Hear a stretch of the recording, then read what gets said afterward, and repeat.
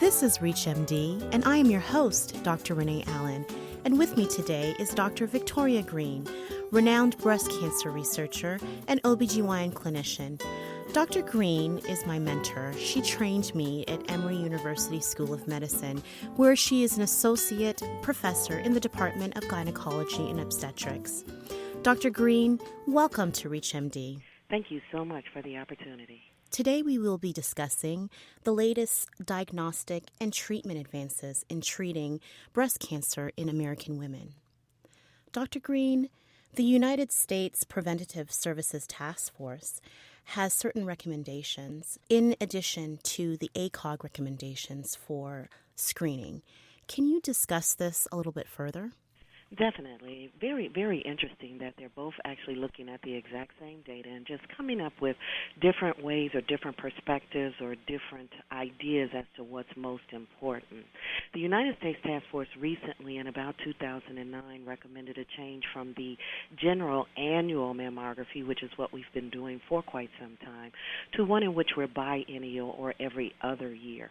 Now, they're not unusual in the sense that there are other countries, such as Canada, who has a recommendation, I believe, of about a year and a half between their mammograms as well, so it's not unusual.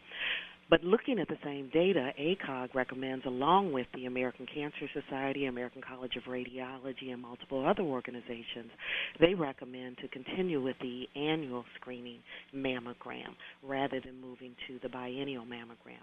Additionally, ACOG also recommends the continued screening of the women between the ages of 40 and 49, which has been somewhat of a controversy. The United States Task Force, on the other hand, has recommended not to screen them, and that double negative was on purpose. They're not saying not to screen them, but they're saying to not routinely screen them, but in each scenario to discuss with the woman based on her goals and objectives as to whether this is an appropriate tool for her. This is very interesting. Dr. Green, how have you been able to navigate the difference between these two recommendations from these two organizations?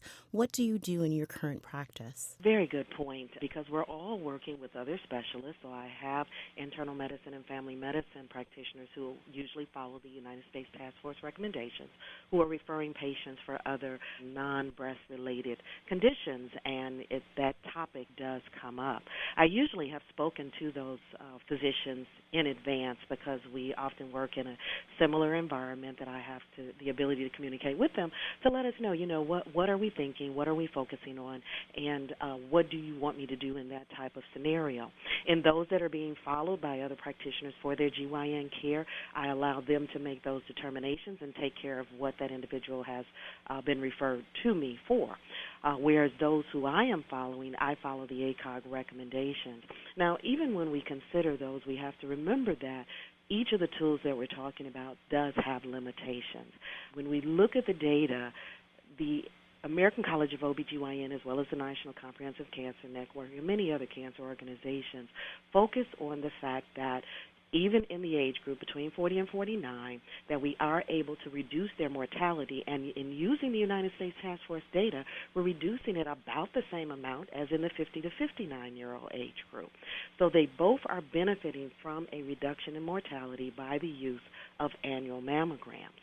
But we also know in that same group, because of density in the breast tissue, sometimes the inability to detect lesions, difficulties in finding the mass within that type of breast tissue, that group in the 40 to 49-year-old age group is going to have more biopsies that are not necessarily associated with cancer, and what people are now considering to be unnecessary biopsies.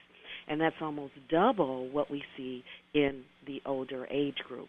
So the United States Task Force is balancing the limitations that we already have with the tool, the benefits that we have with regards to the reduction in mortality, with that concern over unnecessary biopsies. ACOG, on the other hand, is saying because we do have a benefit for that age group, 40 to 49, again, very similar to the 50 to 59-year-old age group, that organization focuses on the ability to detect more of the cancers. But again, looking at the same data, you can come out on different sides. Let's move on to one of the hot topics that's been in the media recently with regards to Angelina Jolie and gene testing. Can you speak a little bit about breast cancer susceptibility gene testing that's available in the United States?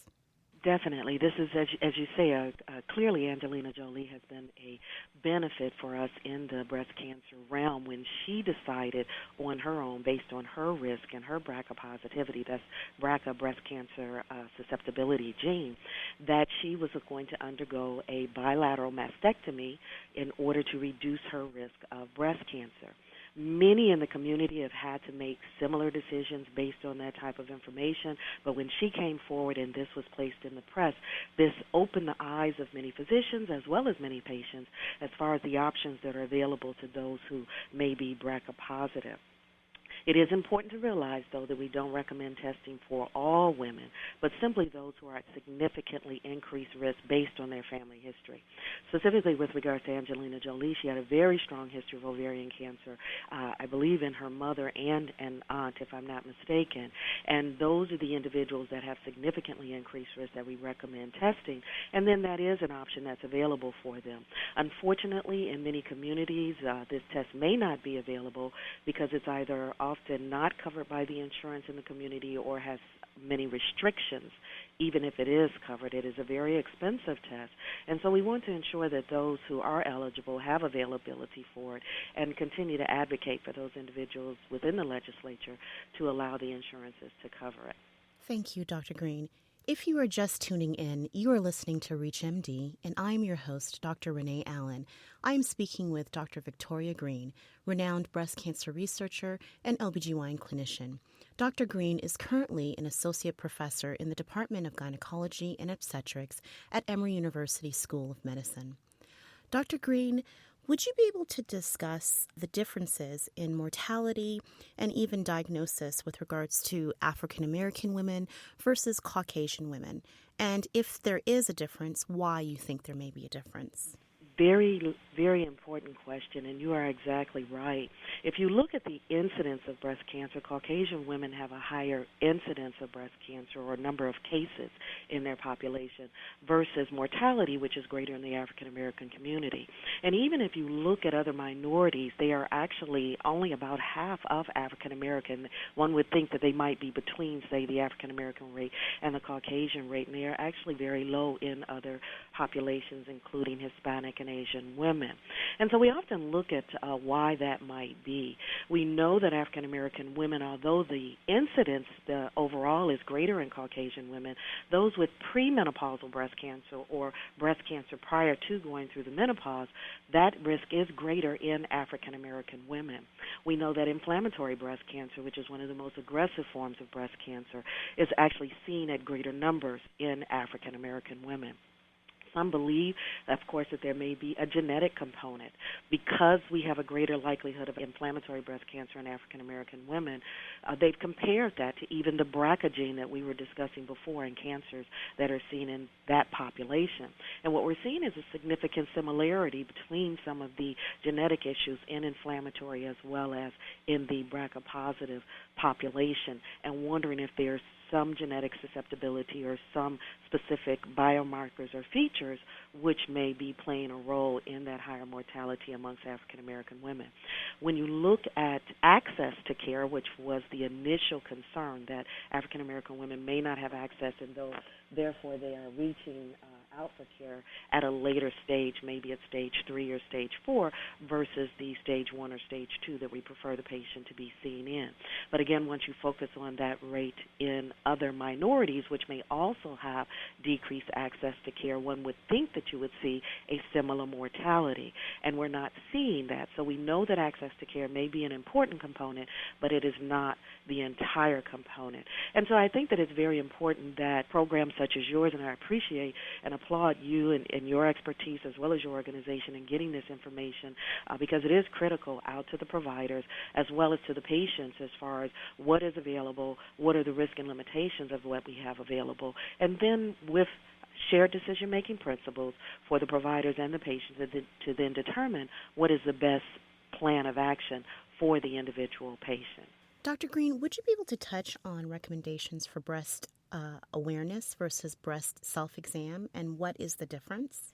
You're right. Many of the guidelines have now changed to a breast awareness versus in the prior guidelines, prior to about 2000, 2001, it was all breast self-examination. And breast self-examination is a systematic evaluation of the breast, a certain pattern of search on the breast tissue, extending, to certain anatomical areas. So it was very systematic and very stepwise in order to assess the breast tissue. And now organizations are changing, especially those who are not high risk. And so I want to stress that all the information that we've discussed prior has all been in the non-high risk. And some of those guidelines are changing based on, say, the high risk individual. But in the non-high risk individual, now looking at simply an awareness. What is the tissue like? A lot of women have the fibrocystic condition. So what is your normal tissue like? Where do you generally have your discomfort? What changes have you noted in the breast tissue since the last cycle or since your last exam? As part of that awareness, though, we're also looking at the risk factors. What are your risk factors? Have any additional family members been diagnosed with breast cancer since your last visit? So it's really an awareness of your risk, which is based on changes within the breast tissue and not necessarily the 7-step systematic exam that we had before. Also changes in your risk factors, additional people who may be diagnosed with breast cancer, and then also an awareness of what's available to you if any of those things should change. So it's really just a lack of this systematic nature and more simply of an awareness, which may in certain cases, especially in our high-risk individuals, actually include an exam. ACOG specifically indicates in their awareness information that it may include for specific individuals an exam. So you asked me before, what do I do in my practice? And so what I will often, if a patient asks about an exam, I will explain what an exam is. I will explain what we're looking for. I will explain the anatomy behind the exam and how can they feel, because we have models where they can feel what normal tissue feels like, what their tissue feels like, so we can go into a very detailed assessment of what an exam entails. But if the patient is not asking with regards to evaluation of her breast exam, then we will more discuss the awareness of changes, awareness of what happened since the last exam. And the reason why this is important, or the reason why it appears to have changed, is there was data that came out with regards to specifically self-breast examination, which did not show a reduction in mortality in those who had been explained, who had had a discussion about self-breast examination. That lack of decrease in mortality, though, was sort of flavored by the fact that we only discussed breast self-examination with the individual. There was no guarantee that those individuals actually perform breast self-examination. And so within that study, they specifically mentioned that we have no idea, and I believe the exact verbiage is, we don't know if an individual performed an exam systematically that we would not be able to decrease mortality. All we know is that by discussing it with an individual that we are not decreasing breast cancer mortality. And we also have to look at that data, very good numbers as well, but we also have to realize that it was performed one group in Russia, one group in Shanghai, China, which automatically has a lower risk of breast cancer and breast cancer mortality than we have in the United States. And so if we took that same study and then performed it here in the United States, where we have a greater incidence of breast cancer, would we see a difference? And those are issues that we don't know. So we're using information from other populations and trying to analogize them to our current population, which is all we can do. But we have to realize that there are some limitations with that data. And also we know that by reducing the likelihood possibly of developing breast cancer, we have to remember that we have, I believe it's 2.6 million breast cancer survivors. Is there an improvement possibly in the quality of life of a breast cancer survivor? So although the study only looked at a reduction in mortality, are we possibly improving the quality of life, even for those who are possibly not dying from the breast cancer, but living with breast cancer, possibly detecting their disease at an earlier stage where they can have a reduced invasiveness of the surgery. And that's information that we just don't have. We are having newer studies that are now looking at quality of life in addition to mortality, and those are the studies that I think we need to look at. But currently, even ACOG as well as the National Comprehensive Cancer Network both focus on a breast awareness, although they indicate that breast self-examination may be helpful, especially in the high-risk group. And the United States Task Force is specifically saying that based on the information, we have insufficient information to say that the breast self-examination has any benefit in reducing mortality, specifically focusing on that group. But it's interesting, even with the with the Task Force recommendations, in 2001 they actually said we had insufficient information for both the performance as well as teaching of breast self-examination. Whereas when they changed their recommendation in 2009, they specifically say that we don't recommend the teaching of self-breast examination because the studies didn't look at the performance of breast self-examination, only the teaching. And so when you look at the change in the guidelines, it is very specific, and no one knows at this point whether actually performing breast self-examination will reduce mortality because that's not what the study looked at. I think that everything that you just spoke on is very important information to get across to our listeners, and it's timely since October is Breast Cancer Awareness Month. Dr. Green, what is the newest in research that you see in the next 2 to 3 years with regards to breast cancer research that we should be expecting? We're getting a lot of information with regards to dietary issues, how can we help to prevent breast cancer, a lot of information coming with regards to other preventions for breast cancer. We know that tamoxifen and raloxifene have been approved to reduce the risk of breast cancer, and there are other things that we can do. Are there behavioral changes, dietary changes that we can look at? A little bit's going to change with regards to the research as well. In order to look at the risk of breast cancer, one has to study individuals for at least 10, preferably even longer years. And now they're looking at biomarkers and are there other things such as the chemicals or the proteins within the cancers or within the tissue that we can look at so that we don't necessarily have to follow the individual for 10 to 20 years to find some benefit.